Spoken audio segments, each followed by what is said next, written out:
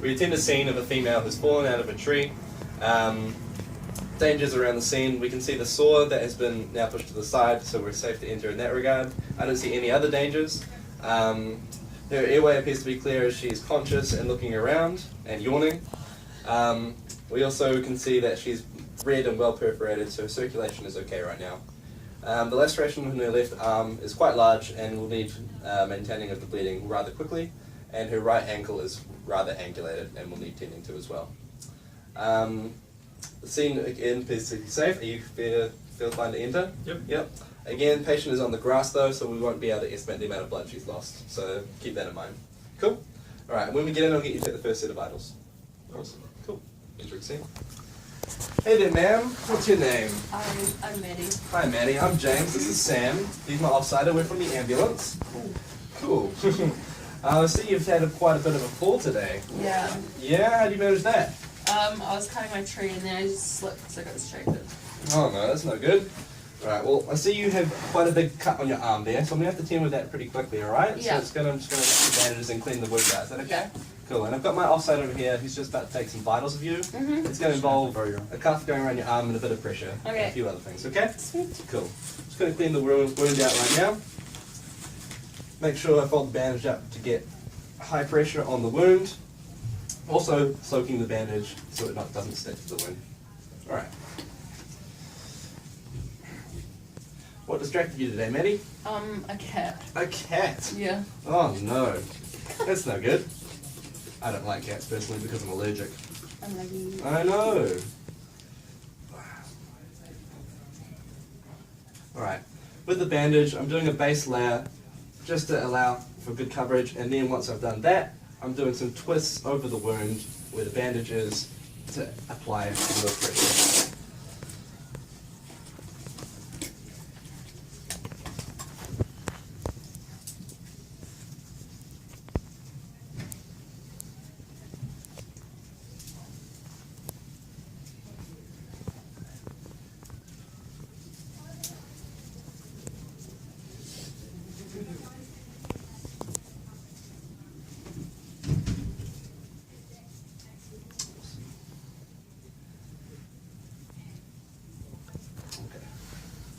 So Manny, I'm just going to take your pulse real quick.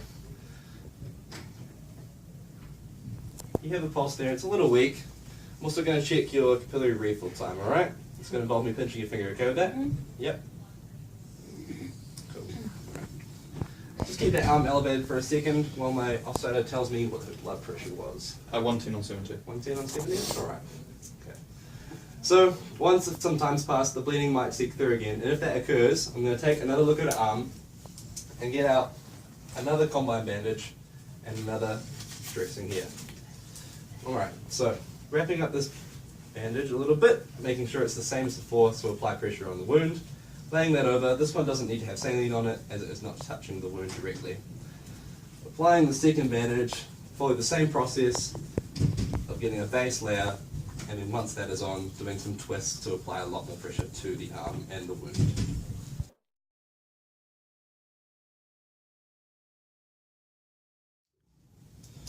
Reassessing, checking the pulse again. Quite weak. Reassessing the capillary refill time. A little delayed. Alright, then I'm going to elevate that arm again, okay? Cool.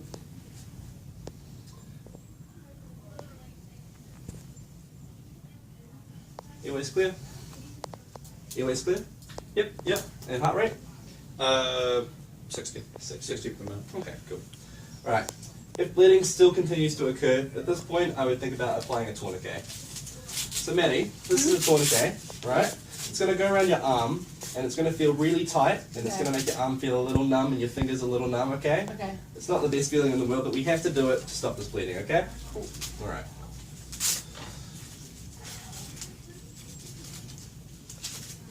Making sure the tourniquet is at least 10 centimeters above the wound on a single boned limb.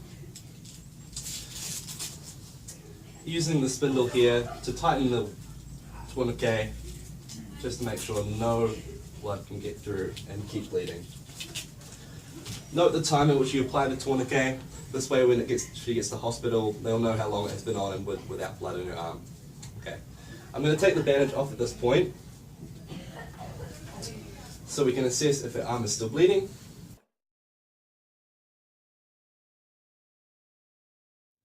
Cool. So we'll note that the bleeding has appeared to be stopped and ceased, so that's okay, that's cool.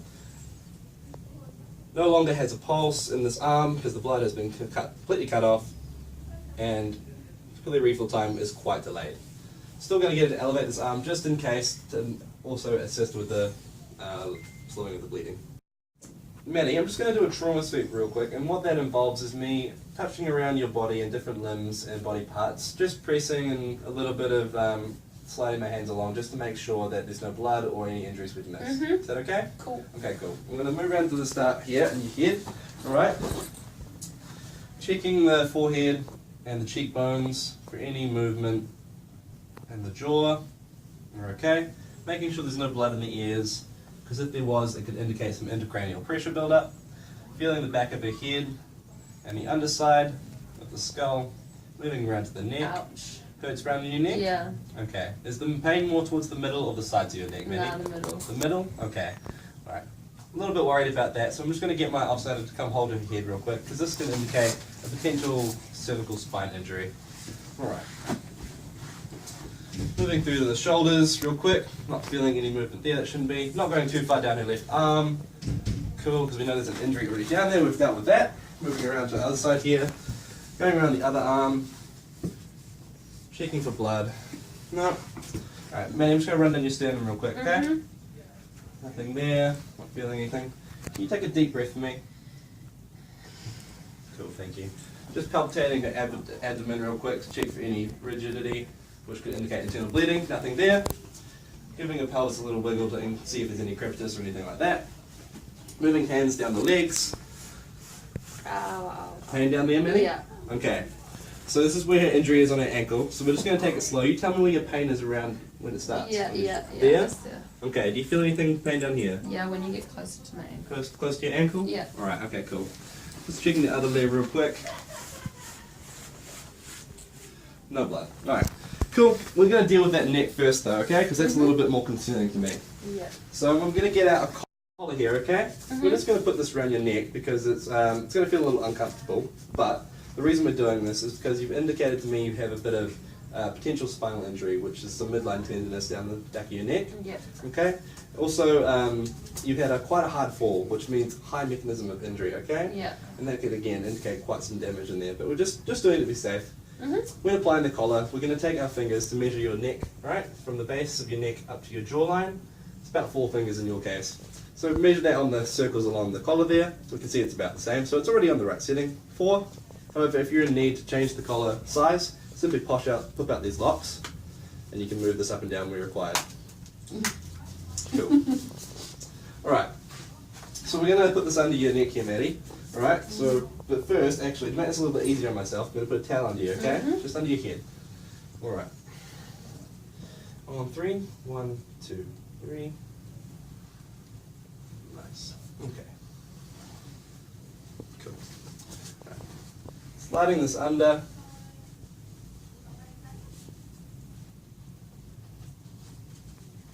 Nice and slow and carefully. Okay, cool. Coming around, going to feel a little weird, a little tight. Not going to be able to move too much, okay? Yeah. Alright. I'm going to grab a couple of extra towels just so we can free up my offsider's hands so we can do a few other things, okay? Going to pack them inside of your head there, just to make sure you really can't move anywhere or cause any more damage. Alright, back the other one there. Lovely. Cool. Start supplying you with some pain relief now, okay? But right before we do that, I'm going to get my offsider there to go grab the splint. And can you prepare the bandages so they go under the natural curves of the leg so we can tie that up nice and easily? Cool. Thank you very much. Alright. So Meale, right now, what's your pain on a scale of 1 to 10? 1 being nothing and 10 being excruciating. Like 8 is from An 8? So it's pretty bad. Alright, okay. So before I give this over to you, I'm going to ask you a few things about your medical history and stuff. Okay?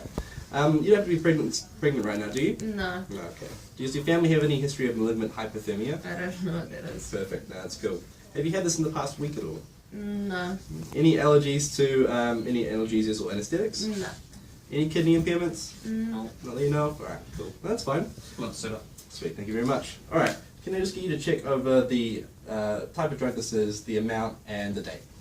Methoxyfluorine, 3 mils is 1 ampule, and it expires in 2026. Cool. Awesome, thank you very much. Cool. Alright, Manny, can you pass me your right hand there? I'm just going to put this over your wrist. Okay, cool. Alright, so we have this little whistle part right here, which is where you're going to be breathing through. Yeah. Okay? And if you ever need a stronger dose, you're just simply going to cover this hole with your finger, alright? Cool. I'm going to get you to take a couple of breaths right now just to see that you know how to use it. Awesome. Cool. Alright, moving down to your leg now, okay? So, I'm just going to roll up your trousers a little bit, Maddie. Is that okay? Yeah. Alright, cool. Alright, looking at her feet, you can clearly see that her right ankle is quite angulated, also a little bit inflamed, which indicates there is quite a bad injury there. Compared to her other foot seems pretty normal with no lumps or anything. Alright, so I'm just going to run my hands along your hair, the top of your feet here, Maddie. You can tell me if you feel any differences or if it's the same, okay? Yeah, they feel the same. Same? And around the back here? Yeah. Yep. Can you wiggle your toes for me? Okay. Just going to check, pinch your toe a little bit, okay? Yeah. Check in the capillary refill time. Alright, a little bit delayed on this foot over here. I'm just going to feel your pulses real quick, okay?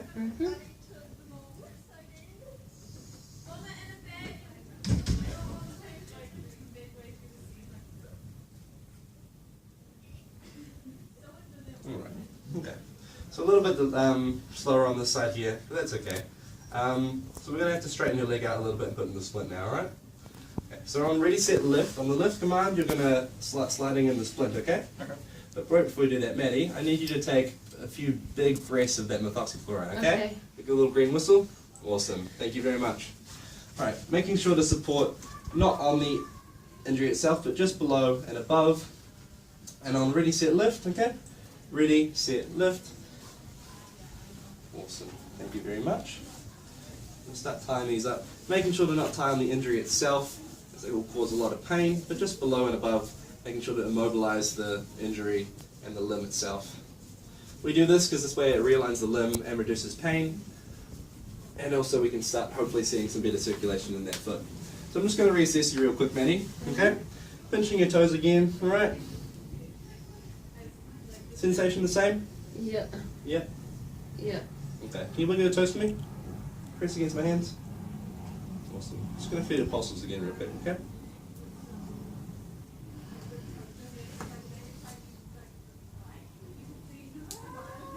Awesome. That's fine. Cool. I'm going to get my offsider here to go grab the scoop and stretcher, okay? And when you get back, I'm going to need to hear those vitals from you. Sure. Sweet.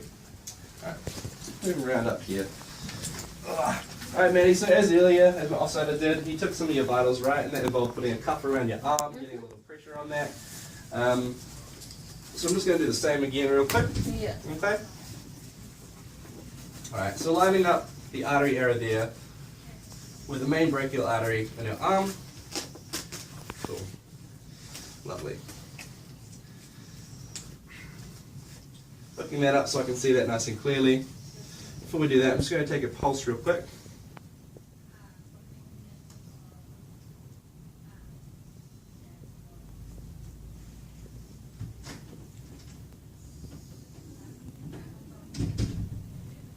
Take a pulse, you simply have to count the amount of beats that occur within a 15-second period and then times that number by 4.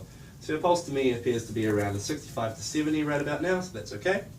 Just going to listen to your artery real quick, okay? Hear that blood flow back through, alright? So the pressure's going to build up on your arm, okay? Alright. Pumping up the cuff, making that pressure go up to where the point where you don't hear the blood flowing through anymore. Going to release the pressure until I hear the blood come through. So it's around 115, dropping off at around 75 to 80. The first number is a systolic number, and that later number is a diastolic number. Those indicate her blood pressure is again about 110 over 75 to 80. Okay, cool. I'm going to take this off real quick, Manny. Cool. Alright, I'm going to get you to lay your arm on your chest for me real quick. Okay. Now we'd normally do this with a little bit more subtlety, just to check her breathing and not have her focus on it too much as to upset her natural breathing pattern.